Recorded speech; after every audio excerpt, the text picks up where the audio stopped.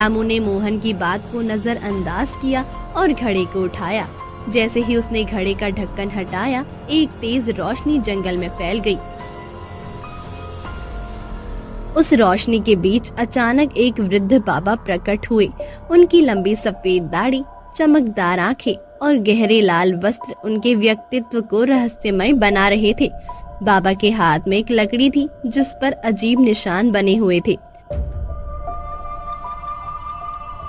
तुमने मेरे घड़े को छुआ है, अब मैं तुम्हारी मदद के लिए प्रकट हुआ हूँ।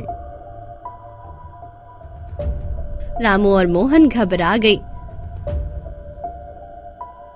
ये क्या हो रहा है? आप कौन हैं?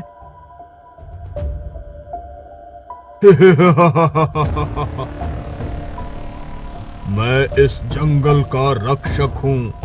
जो भी इस घड़े को ढूंढता है उसे 3 इच्छाओं का वरदान दिया जाता है। 3 इच्छाएं?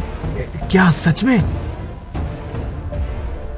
बाबा ने अपनी लकड़ी हवा में घुमाई और उनके इशारों पर घड़ा अपने आप हवा में तैरने लगा।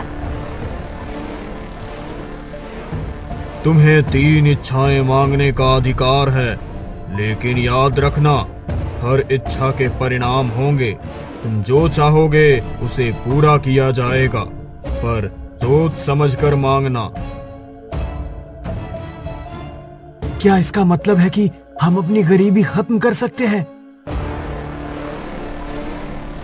हाँ, पर हर इच्छा का असर तुम्हारे आसपास के लोगों पर भी होगा। तुम्हारी किस्मत अब तुम्हारे फैसलों पर निर्भर है। रामू और मोहन दोनों सोच में पड़ गए।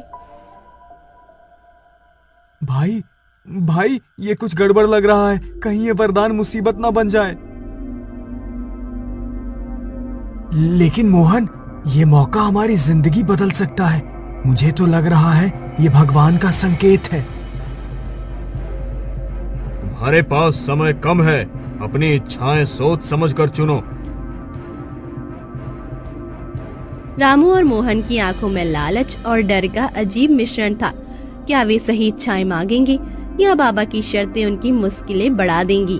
बाबा की शक्तियों का सच क्या है? बाबा, मेरी पहली इच्छा है कि मैं इतना धनवान बन जाऊं कि मुझे और मेरे परिवार को कभी किसी चीज की कमी ना हो। रामू, इतना बड़ा फैसला बिना सोचे क्यों लिया? धन हर समस्या का हल नहीं होता।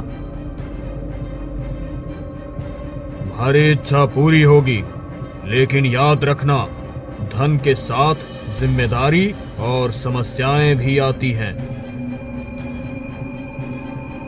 बाबा ने अपनी लकड़ी को हवा में घुमाया। जंगल में गूंजते मंत्रों की ध्वनि के बीच रामू के चारों ओर तेज रोशनी फैलने लगी।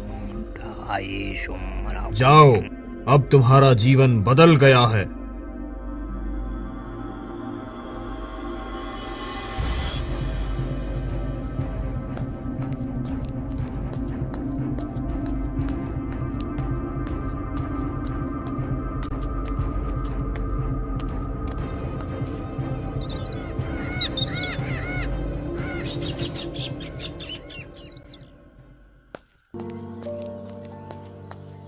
गांव के बाहर पहुंचते ही रामू ने देखा कि उसका घर अब कच्चा नहीं बल्कि एक बड़ा पक्का मकान बन चुका है।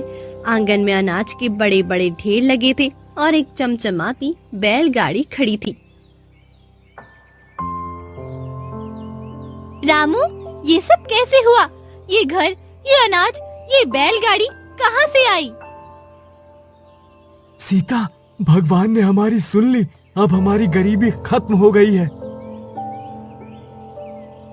गांव वाले ये देख हैरान थे।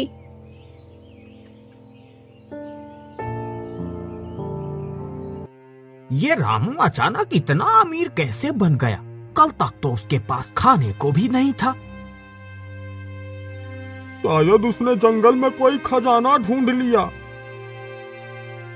कुछ तो गड़बड़ है, इसका पता लगाना होगा। रामू की जिंदगी अब पूरी तरह बदल गई थी। गांव वाले उसे सम्मान से देखते, लेकिन धीरे धीरे उसकी साधारण जीवन शैली बदलने लगी। भाई, तेरे पास इतना सब कुछ आ गया, पर तुझे अजीब नहीं लग रहा? मोहन, ये सब हमारी मेहनत का फल है। अब मुझे किसी की परवाह नहीं। रामू, धन हमेशा खुशियां नहीं लाता, संभल कर रहना। लेकिन रामू अपने नए जीवन में इतना खो गया कि उसने मोहन की बातों को नजरअंदाज कर दिया।